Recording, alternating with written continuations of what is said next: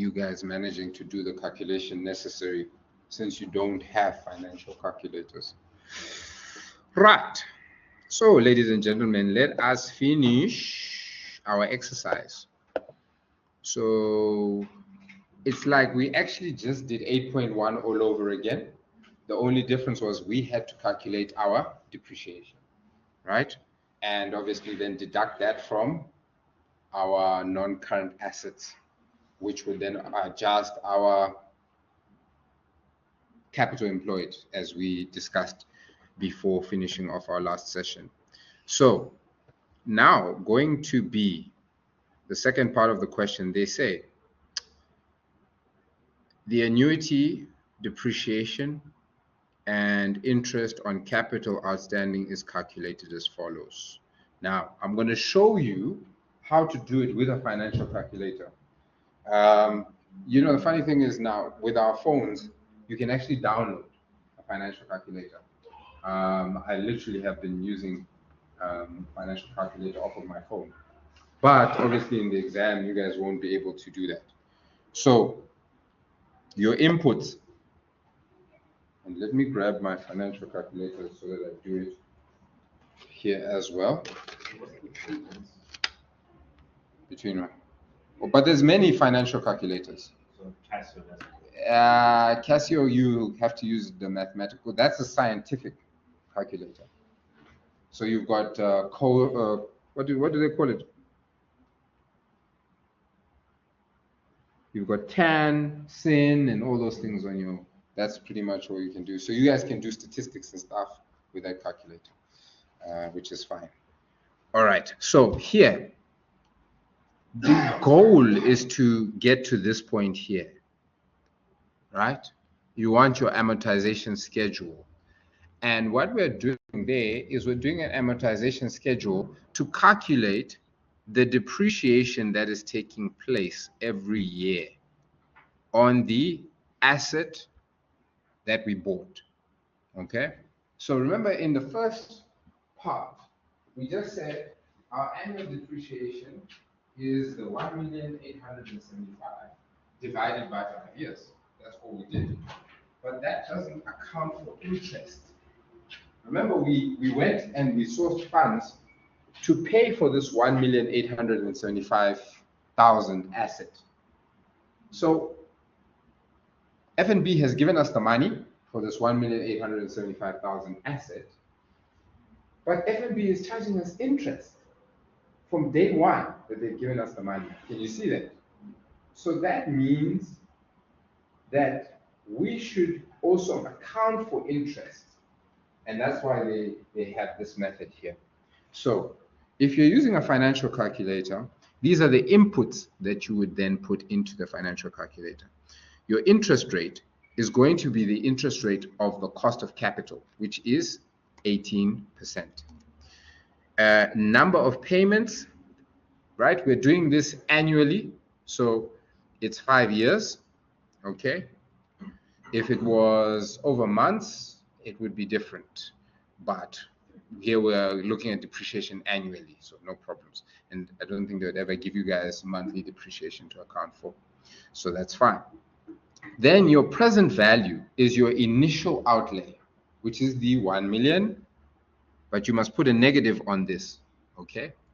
1,875,000, okay? Then you don't have a future value. Remember, this is depreciating to 0. So 5 years from now, the value of this asset is nothing, 0. Okay. Repayment made in arrears, we didn't make any, so you can ignore that one. Then you, on your calculator, you will compute, you press comp, C-O-M-P, and then you will then press the PMT, which if you look at your scientific, you don't have that, do you? Yeah.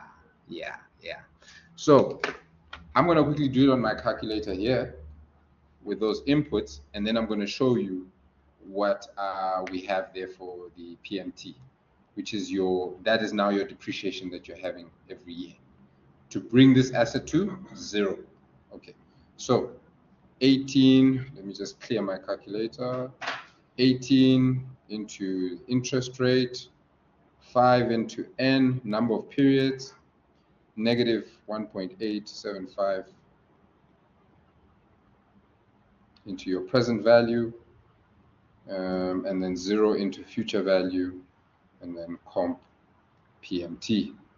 Okay, so I am getting the amount of 599,583.4534.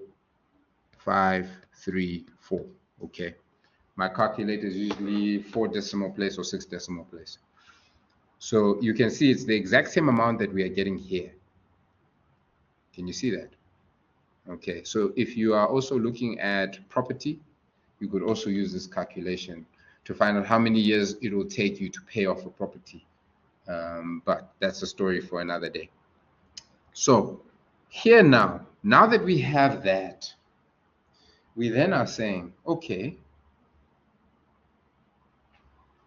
what? Because since I now know my annual repayment or my depreciation, we plug that in, but then we know there is an interest portion and there is a capital portion. Okay, so how do we calculate the interest portion? We go back to what we did earlier, where we said the amount that we financed was 1,875,000, and then times 0.18, which is your interest rate. What do you guys get?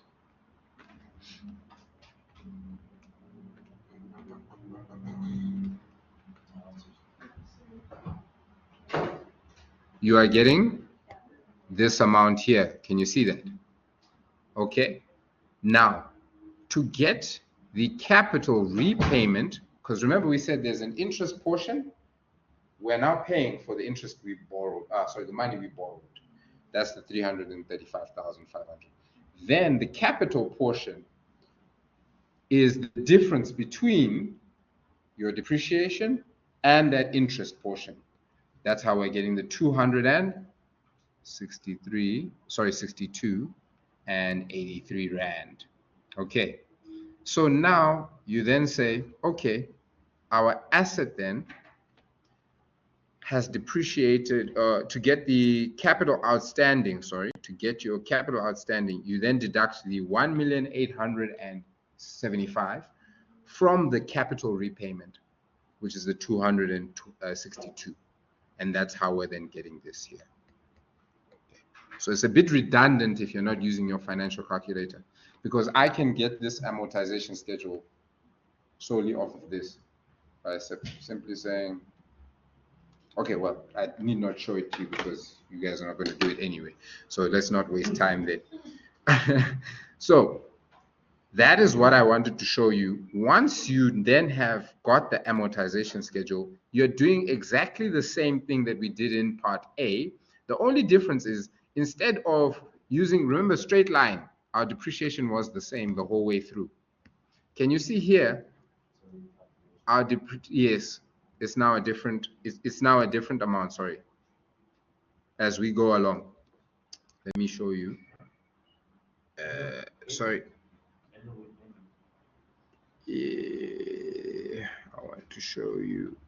Did I not? I did not plug it in. Okay, I'll do it here with the answers.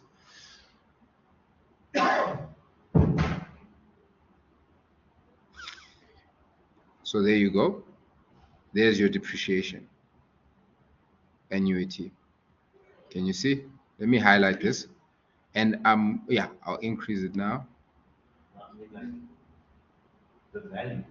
Oh, it's a negative value. Sorry. Yes, it's a negative value, but I want to show you where we're getting it from. Can you see? It's the capital repayment here.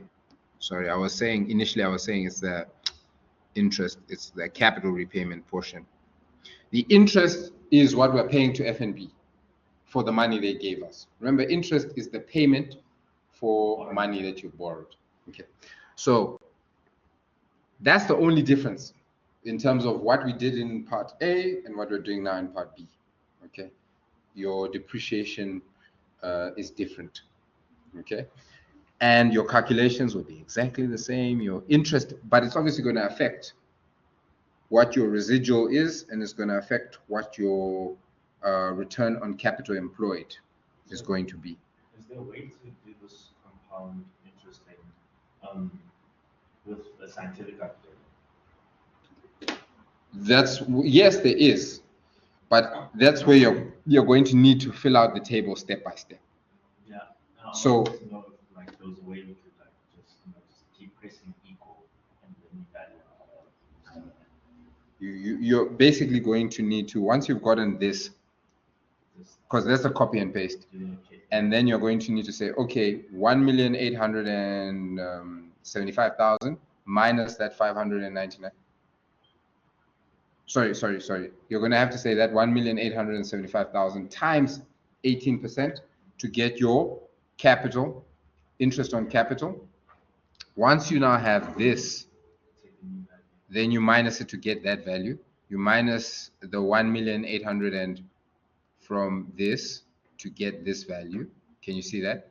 Once you now have this value in year 2, to get your interest, you're saying times 0.18 here to get this interest here.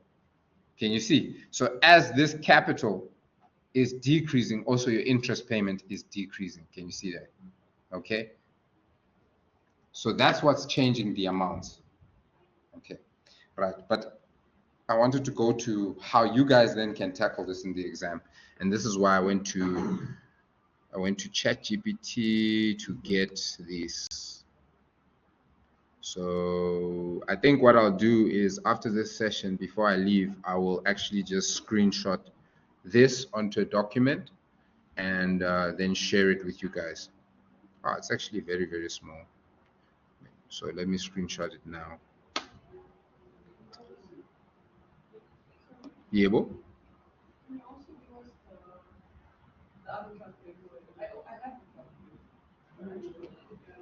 Well, I've given it to you. I've given it to you in the video, because I'll show. Let me go back to our where we were doing our initial workings. So here, I showed you. Let me show you on. I'll show you what the buttons look like on my calculator. So for the interest rate, it's I/Y.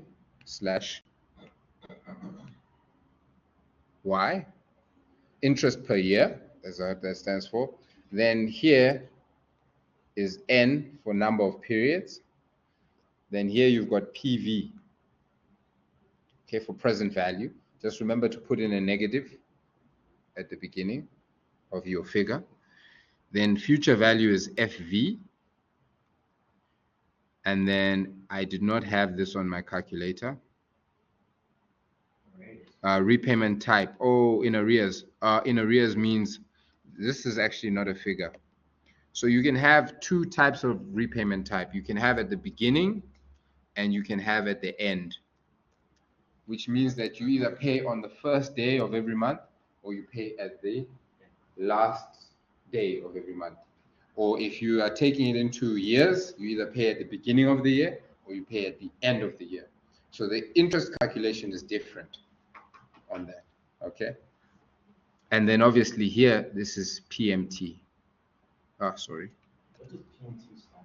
Payment. So that's how you would punch it in on your calculator. And then whenever you do it on your calculator, make sure you say second function clear.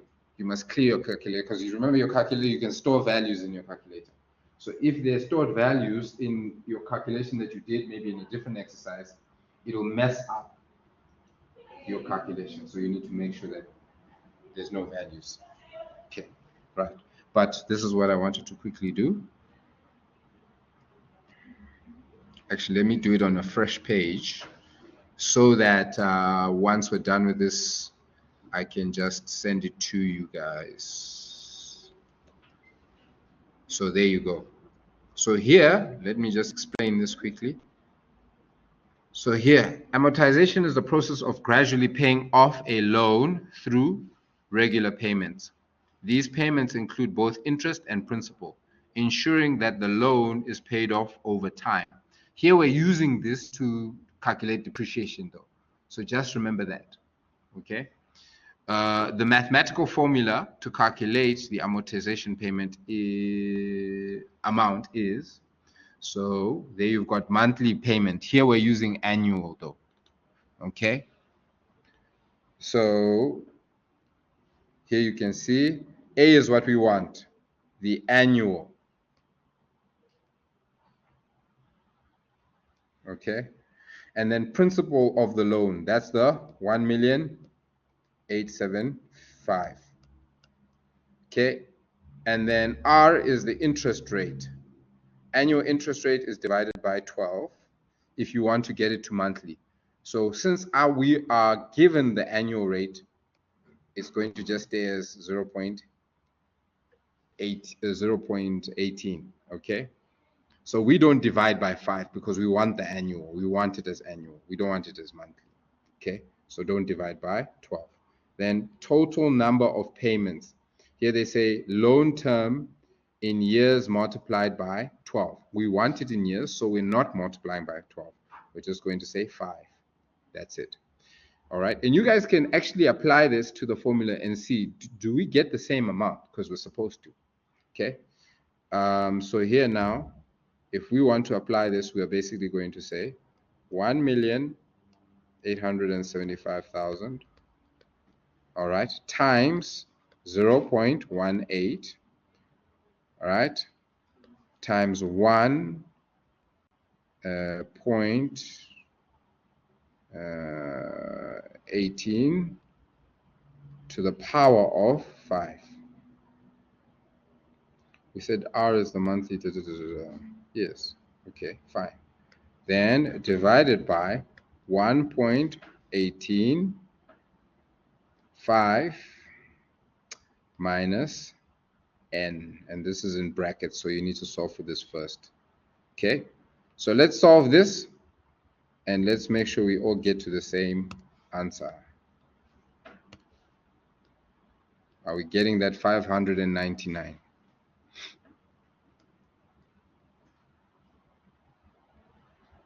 Ish, I'm gonna have so many distinctions after this.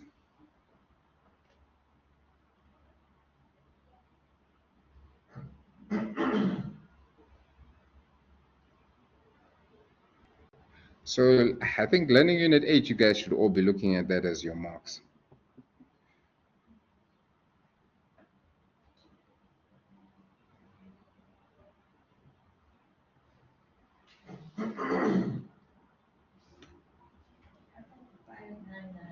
Mm-hmm.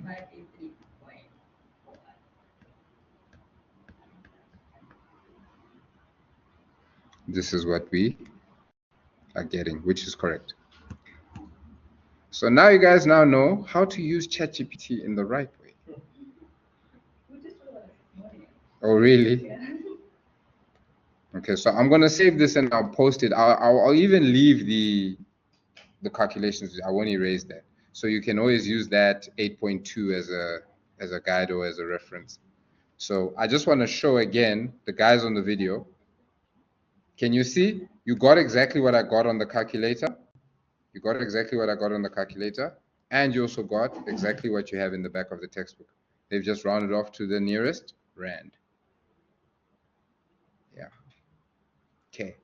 So that, ladies and gentlemen, is your learning unit 8. I was going to discuss question 8.4, but I think you can just read through it. It's theory, so you guys will be fine.